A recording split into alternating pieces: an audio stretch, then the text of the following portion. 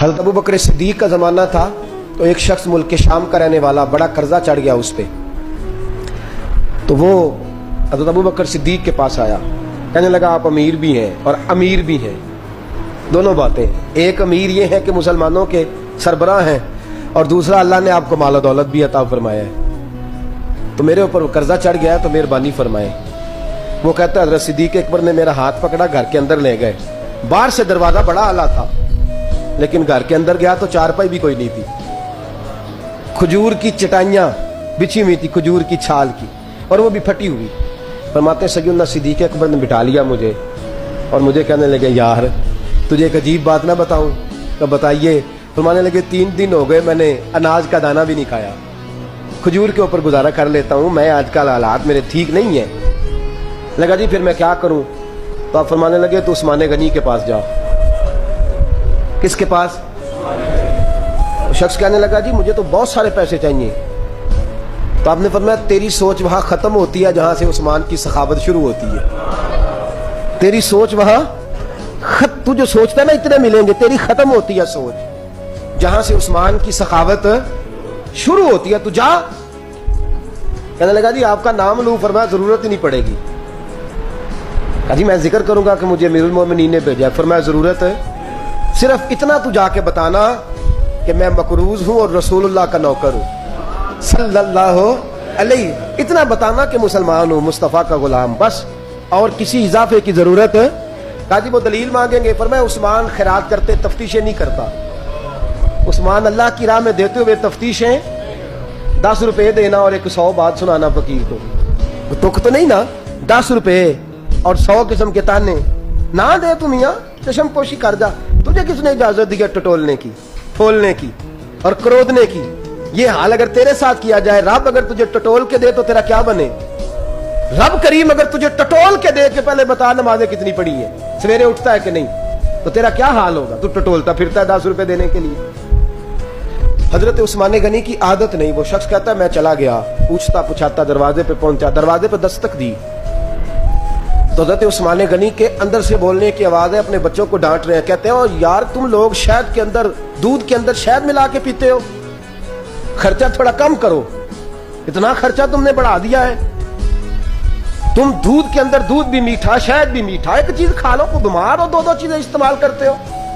کہتے ہیں میں نے کہا ابو بکر تو بڑی باتیں بتا رہے تھے، اور اس قسم کے کئی واقعات حضرت عثمان غنی کے ساتھ ہوئے، وہ تو بڑی باتیں بتا رہے تھے، اور یہ آدمی دودھ شہد سے لڑائی کر رہا ہے اور مجھے کئی 1000 درہم چاہیے، دینار چاہیے، مجھے دے گا؟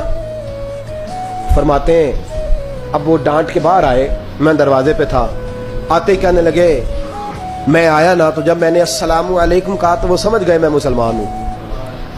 کہتے وعلیکم کہا تو پہلا جملہ انہوں نے جو بولا وہ ان کے بڑے پن کا مظاہرہ تھا۔ کہنے لگے بچوں کو ایک بات سمجھانی تھی، آنے میں مجھے 1.5-2 منٹ لگ گئے، تو دروازے پہ کھڑا رہا، مجھے معاف کر دینا۔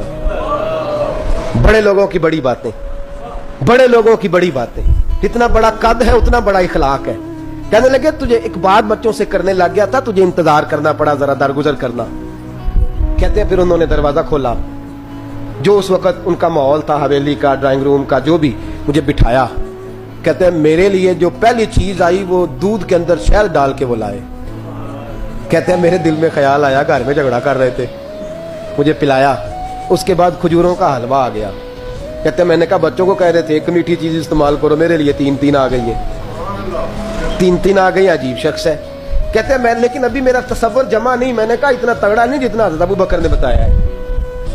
کہتے ہیں کھلا پلا کے نا پھر پوچھنے لگے کیسے آئے ہو، کیسے آئے ہو؟ تو کہتے ہیں میں نے کہا کہ جناب میں مجبور ہوں، آج بہت سارے لوگ ہیں نا جن کے پاس کسی کی بات سننے کا ٹائم ہی نہیں، کہتے ہیں موٹی موٹی بات کریں، آخری۔ حضرت عثمان غنی پوری کھلا پلا کے کہنے لگے کیسے آنا ہوا؟ کہتے میں نے کہا جی میں مسلمان ہوں، ملک کے شام کے مضافات کے ایک گاؤں کا رہنے والا ہوں، کچھ کاروباری مشکلات آئیں تو میں مقروض ہو گیا، میرے اوپر قرضہ ہے، مجھے کچھ پیسوں کی حاجت ہے۔ فرمانے لگے میں نے کچھ پیسے کہا، انہوں نے ایک آواز دی تو ان کا غلام آیا، ایک اونٹ کے اوپر لدا ہوا سامان لے کے۔ کس کے اوپر؟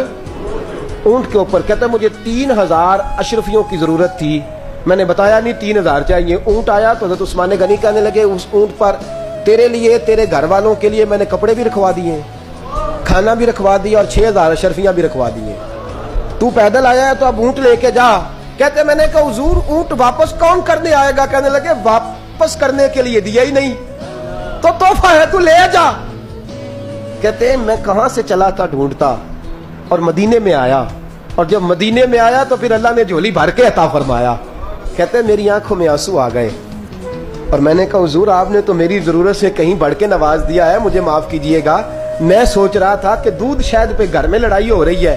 آپ فرمانے لگے رب نے جو مجھے پیسے دیے ہیں اس لیے نہیں دیے کہ میری اولادیں موج مستی کرتی پھرے, میرے مالک نے مجھے نوازا ہے تاکہ میں محمد عربی کی امت کی نوکری کروں صلی اللہ علیہ. یہ سخاوت کا حال. فرماتے میں نے نہیں بتایا کہ مجھے سیدنا صدیق اکبر نے بھیجا ہے. فرماتے میں دروازے تک گیا تو میں نے کہا شکریہ, جزاک اللہ, آپ کی مہربانی. تو مسکرا کے فرمانے لگے میرا شکریہ ادا نہ کر, ابو بکر صدیق کا کر. میرا نہ شکریہ